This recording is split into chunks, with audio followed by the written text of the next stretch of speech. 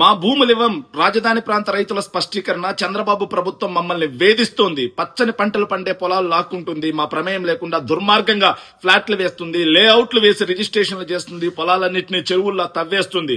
తరతరాలుగా వస్తున్న భూములు పోతే మేమెలా బతకాలి? మాకు మా పిల్లలకి భవిష్యత్తు లేకుండా చేస్తుంది. చంద్రబాబు తీరుతో నిద్ర లేని రాత్రులు గడుపుతున్నాం. చంద్రబాబు, లోకేష్ మా గోడి వినిపించుకోవట్లేదు. అందుకే వైఎస్ఆర్సీపీ అధ్యక్షుడు వైఎస్ జగన్ ని కలిశాం.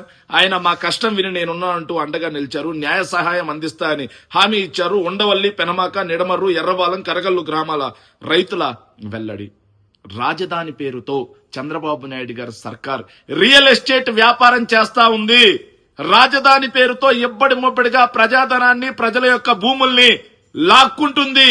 వాళ్ళ స్వప్రయోజనాల కోసం ప్రజల యొక్క ప్రయోజనాల్ని తాకట్టు పెడుతుంది అని చెప్పేసి 2015 నుంచి వైఎస్ఆర్ కాంగ్రెస్ పార్టీ మాట్లాడుతూనే ఉంది. ప్రజల పక్షాన పోరాటం చేస్తూనే ఉంది. కానీ అమరావతి అనే ఒక సెంటిమెంట్ ని రగిలిచ్చి, రాజధాని అనే ఒక సెంటిమెంట్ ని రగిలిచ్చి ఆ మంటలో చలి కాసుకుంటా ఉన్నారు ఈ కూటమి ప్రభుత్వాలు. ఎంత దుర్మార్గం ఇది! తొలి విడతలో 50,000 ఎకరాలు ఏదైతే ప్రభుత్వ భూమితో కలుపుకుని 50,000 ఎకరాలు రాజధానికి ఉంటే సరిపోవా? రాజధానికి 50,000 ఎకరాల భూమి సరిపోదా? ఎక్కడైనా రాజధాని ప్రాంతం ఎన్ని ఎకరాల్లో ఉంటుంది? రాజధాని అంటే ఏంటి అసలు? రాజధానికి ఒక నిర్వచనం చెప్పండి. సెక్రటేరియట్, అసెంబ్లీ, రాజ్భవన్, ముఖ్యమంత్రి కార్యాలయాలు, హెచ్ఓడి కార్యాలయాలు, ఉద్యోగస్తుల యొక్క కార్యాలయాలు, ఇవి కాకుండా వాళ్ళకి నివాస ప్రాంతాలు. ఇది కదా సెక్రటేరియట్ ఏదైతే రాజధాని. మిగిలింది మొత్తం ఆటోమేటిక్ గా అది కదా డెవలప్ అవ్వాలి. కానీ మేమే రియల్ ఎస్టేట్ వెంచర్లు వేస్తాం, మేమే చేస్తామంటూ రాజధాని పేరుతో ఒక ప్రహసనంగా 100 కోట్ల రూపాయలు కాదు, 1000 కోట్ల రూపాయలు, ఇప్పటికే 50,000 కోట్ల రూపాయలు అప్పు దాటిపోయింది. రాజధాని పేరుతో అప్పు తీసుకొచ్చి, రాజధాని పేరుతో కాంట్రాక్టులు అధిక ధరలకేసి, వాళ్ళ దగ్గర నుంచి కమిషన్లు గుంజుకుంటూ ప్రజాధనాన్ని పంది కుక్కుల్లా తిన్నమే కాకుండా దుర్వినియోగం చేస్తా ఉన్నారు.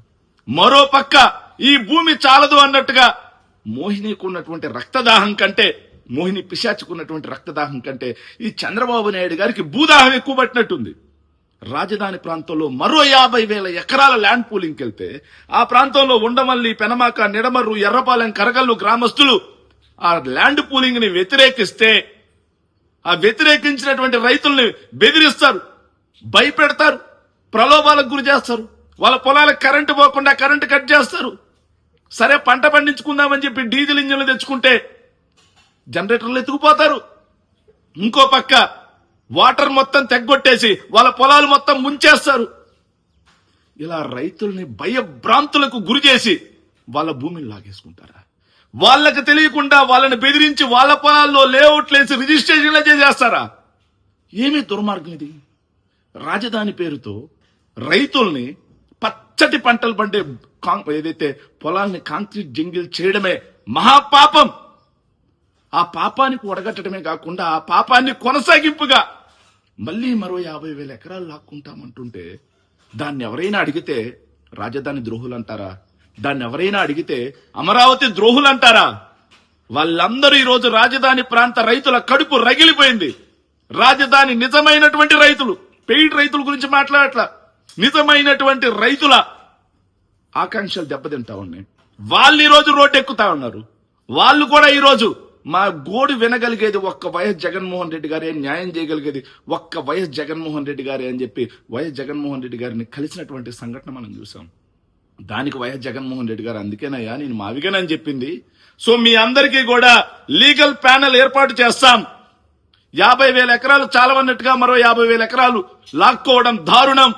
కాబట్టి మీ అందరికీ వైఎస్ఆర్ కాంగ్రెస్ పార్టీ అండగా ఉంటుంది. ఈ ప్రభుత్వం రాజధాని పేరుతో కొనసాగిస్తున్నటువంటి దమనకాండని ఎదుర్కోవడం కోసం మీకు అండగా దండగా ఉంటుంది అని చెప్పేసి వైఎస్ జగన్మోహన్ రెడ్డి గారు స్పష్టీకరించారు కూడా.